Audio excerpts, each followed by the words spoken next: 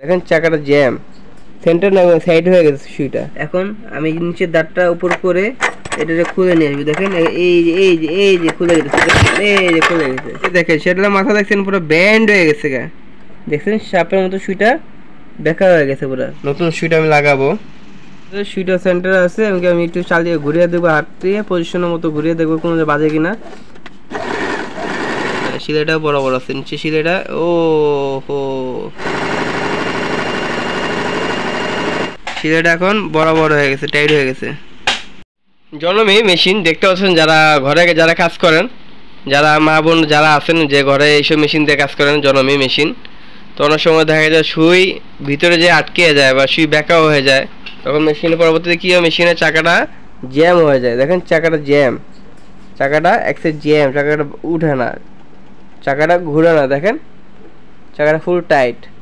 তো এই সমস্যাটা হলে কি করবেন? যদি এই সমস্যাটা হয় তাহলে ফার্স্ট আপনার চেক করবেন যে আপনার সুইটার মধ্যে চেক করবেন। যেহেতু সুইটা নিচে নেমে গেছে, সুইটা উপরে উঠে না, সুইটা চেক করবেন। দেখেন সুইটা এক সাইড হয়ে গেছে, সেন্টার না সাইড হয়ে গেছে, সুইটা এক সাইড হয়ে গেছে। তো এই সমস্যাটা হলে ফার্স্টে এটা চেক করবেন।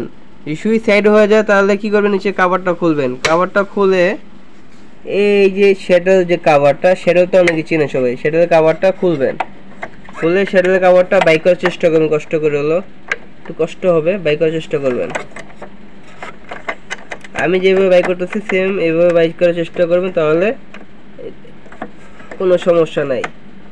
দেখেন এখনো বাইরেছে না। যদি এভাবে না বাইরে তাহলে কি সমস্যা দেখতে পাচ্ছেন, যে বাইরে না হওয়ার কারণে যে ফিডব্যাকটা বা দাঁতের এটার সাথে বাঁচতেছে। দাঁতটা একটু উপর করতে হবে, যে উপর করতে হবে তাদের চাপটা একটু উপর করতে হবে। তো চাপটা আমি একটু আগে উপর করে নিই। চাপের একটা হ্যান্ডেল আছে, হ্যান্ডেল দ্বারা আমি চাপটা উপর করে নিলাম। উপর করার পরে এখন আমি নিচের দাঁতটা উপর করে এটা খুলে নিয়ে আসবি। দেখেন এই যে খুলে গেছে, এই যে খুলে গেছে, দেখতে পাচ্ছেন খুলে গেছে।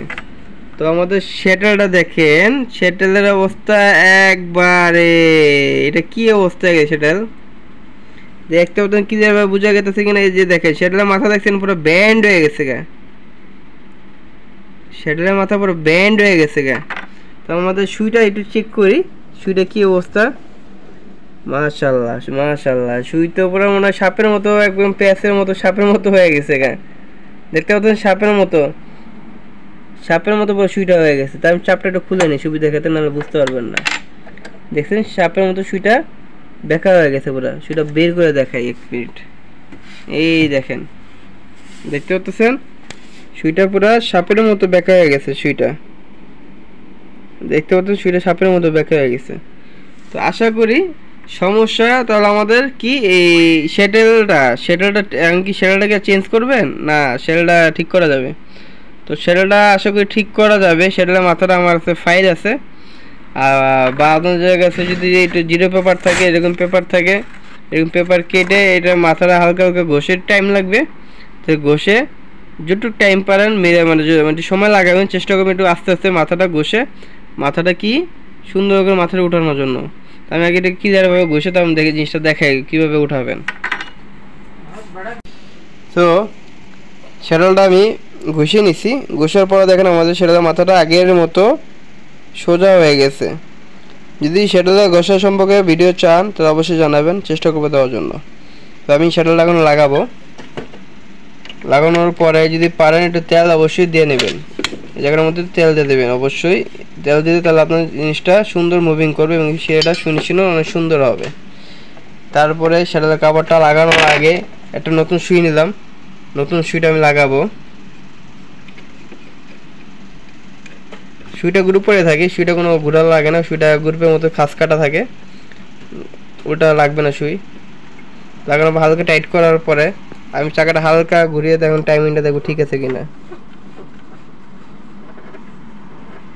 দেখেন টাইমিংটা আমাদের বরাবর আছে, টাইমিংটা একদম বরাবর আছে। টাইমিং আমাদের আর হাত দেওয়া লাগবে না, টাইমিংটা আমাদের মানে সেটিংটার 19-20 করা লাগবে না। যেই টাইমিং আছে এই টাইমিং সেলাই হবে এবং সেলাই করে আপনাদের সামনে দেখাবো। আমি বাকি সাউন্ডটা লাগিয়ে নিই।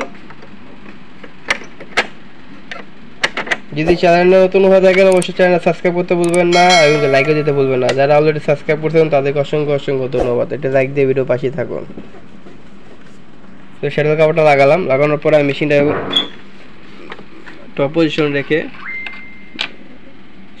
নিডলের যে সেন্টারটা দেখবো ঠিক আছে কিনা। দেখেন সেন্টারটা এক সাইডে আছে, দেখছেন এক সাইডে, সুইটা কোন এক সাইডে পড়ে, সুইটা কোন মাঝখানে পড়ার কথা, সুইটা কোন এক সাইডে পড়তেছে।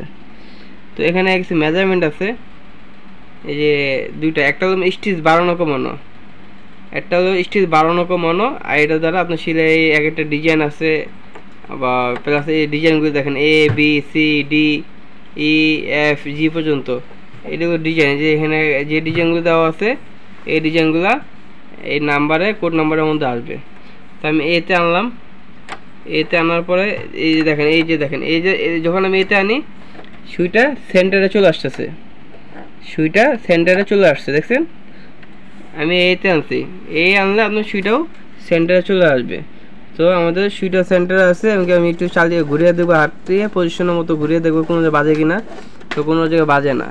তো বাকি আমি সামানগুলো লাগিয়ে মেশিনটাকে চালিয়ে দেখবো সিলে ঠিক আছে কিনা। সো আমি কাপড়টা অলরেডি সব কিছু কমপ্লিট করে রাখছি যাতে ভিডিওটা বড় না হয়।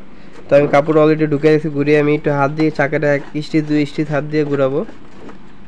চাকাটা একদম স্টিচ ঘন, আমি একটু পাতলা করে নিই, দুয়ে দিই বা তিনও দিতে পারি।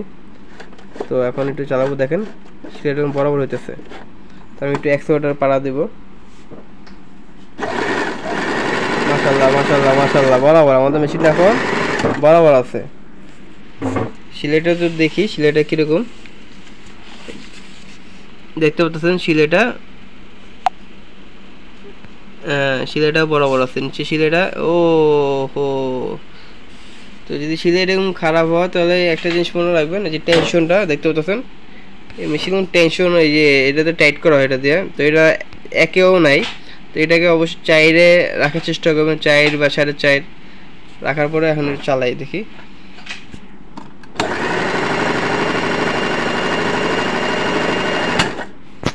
তো এখন দেখি,